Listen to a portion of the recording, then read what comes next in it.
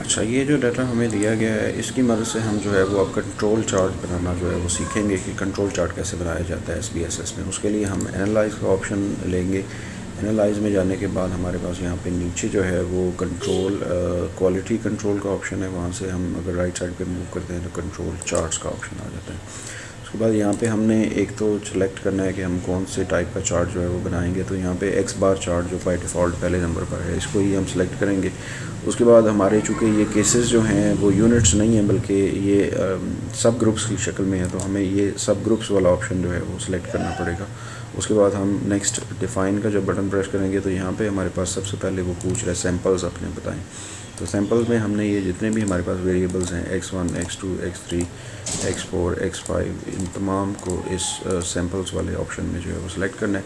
उसके बाद सब ग्रुप्स लेबल्ड बाय, अब सब ग्रुप्स को किस चीज़ से लेबल किया गया तो वो सीरियल नंबर से लेबल किया गया, इसको हम यहाँ पे लेके आ जाएंगे।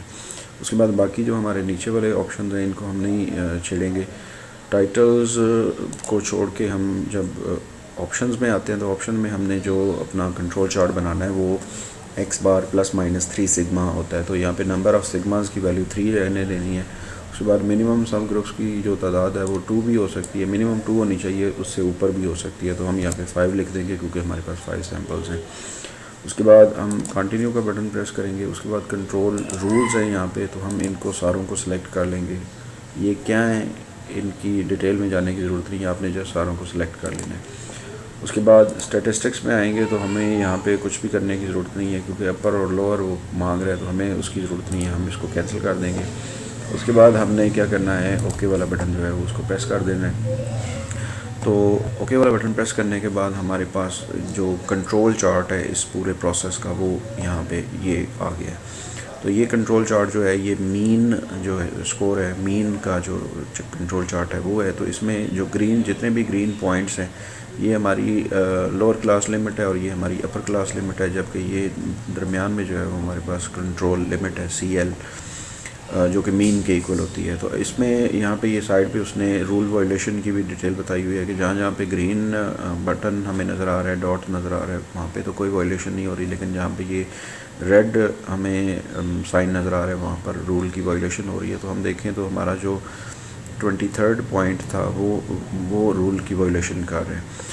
और अगर हम इसके मज़ीद नीचे आएँ तो नीचे भी हमारे पास एक कंट्रोल चार्ट है, लेकिन ये रेंज का कंट्रोल चार्ट है। तो यहाँ पे हमारी कोई वायलेशन जो है किसी किस्म की नहीं हो रही। तो हमने जब पेपर में करना होगा तो जस्ट इसको यहाँ से कॉपी करना होगा और अपनी उस डॉक्यूमेंट में पेस्ट कर देना होगा। इसी तरह रेंज चार्ट जो है इसको भी यहाँ से कॉपी करेंगे और वायलेशन जो है उसकी वो डिटेल यहाँ पे नीचे बॉटम में दे रहा है कि पॉइंट नंबर जो सीरियल नंबर 23 पे जो पॉइंट है हमारा वो एक रूल की जो हमने 11 रूल्स वो सिलेक्ट, जिसका मैंने कहा था कि आपको सारे सिलेक्ट करने हैं, उन तमाम में से किसी एक पॉइंट को वो वायलेट कर रहा है, एक रूल को वायलेट कर रहा है, जिसमें है कि 4 पॉइंट्स जो हैं वो हमारे out of the first last 5 below 1 sigma है।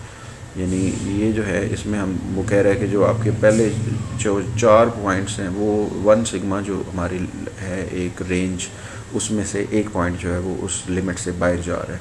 तो इस वजह से ये रूल वायलेट हो रहा है। लेकिन ये ओवरऑल अगर प्रोसेस की बात की जाए तो अपर कंट्रोल लिमिट और लोअर क्लास लिमिट के कोई भी हमारा जो ये कर्व आ रही है हमारे पास, ये इस प्रोसेस को हम कह सकते हैं ये टोटली अंडर कंट्रोल है और इसको जो है वो हमें मज़ीद आउट ऑफ कंट्रोल नहीं है ये। उसके बाद हमें ये जो है ये दूसरा डेटा सेट दिया गया है। ये वही वेरिएबल्स हैं जो हमने पहले लिए थे x1, x2, x3, x4, लेकिन पहले हमारे पास जो नंबर ऑफ़ ऑब्जर्वेशन थी वो 29 थी। यहाँ पे नंबर ऑफ़ ऑब्जर्वेशन जो है वो 56 हो गई हैं। अब दोबारा इनको यूज़ करके हम दोबारा कंट्रोल चार्ट बनाएंगे। तो दोबारा वही मेथड हम रीडू करेंगे कि हम क्वालिटी कंट्रोल में जाएंगे, वहाँ से कि कंट्रोल चार्ट्स में जाएंगे, एक्स बार आर चार्ट जो है वो हम देंगे। उसके बाद केसेस आर सब ग्रुप्स इसको डिफ़ाइन करेंगे। डिफ़ाइन करने के बाद वापस वही प्रोसीजर जो है वो हमारा होगा कि हम सैम्पल्स में x1, x2, x3, x4 और x5 को इंसर्ट करेंगे। उसके बाद जो लेबल्स हैं सैम्पल्स के उनको हम यहाँ पे इंसर्ट करेंगे और उसके बाद बाकी हमने चूँकि रूल्स पहले से डिफ़ाइन किए हुए हैं, ये सारे के सारे रूल्स जो हैं वो हमने सेलेक्ट कर लेने हैं, कंटिन्यू करना है। उसके बाद ऑप्शन में देखेंगे तो ऑप्शन में वही हमारे पास नंबर ऑफ़ सिग्मास 3 ही हमने रखने हैं, जो सैम्पल साइज़ है वो हम 5 रख लेंगे, क्योंकि हमारे पास यहाँ पे 5 सैम्पल्स हैं। उसके बाद कंटिन्यू का बटन प्रेस करेंगे। बाकी हमारे पास कोई भी चीज़ जो है वो यहाँ पे हमें हमारे करने वाली नहीं है। ओके का बटन प्रेस करेंगे तो अब हमारे पास दोबारा से एक नया कंट्रोल चार्ट आएगा, लेकिन इसमें हम देख रहे हैं कि हमारे पास जो ये हमारे पास अपर कंट्रोल लिमिट है, जबकि ये हमारे पास ये डॉटेड लाइन में हमारे पास अपर कंट्रोल लिमिट है, जबकि ये नीचे वाली डॉटेड लाइन जो है लोअर क्लास लिमिट है, और ये सेंटर वाली जो है ये हमारे पास कंट्रोल लिमिट है। अब अगर देखा जाए तो हमारे पास जो जितने भी जो 29th जो पॉइंट थे जो पिछली ऑब्जर्वेशन में से ही थे, उनके अगर इन पॉइंट्स की बात की जाए तो ये उस डाटा में जो है वो हमारे पास अंडर कंट्रोल आ रहे थे। लेकिन यहाँ पे अब जो आगे हमने न्यू डाटा ऐड किए हैं 29 से लेकर आगे 56 तक, वो सारे के सारे पॉइंट्स जो हैं वो पूरे के पूरे प्रोसेस को जो है वो आउट ऑफ कंट्रोल लेके जा रहे हैं। तो ये जो है ये हमारे पास इसका कंट्रोल चार्ट जो है वो बन गया।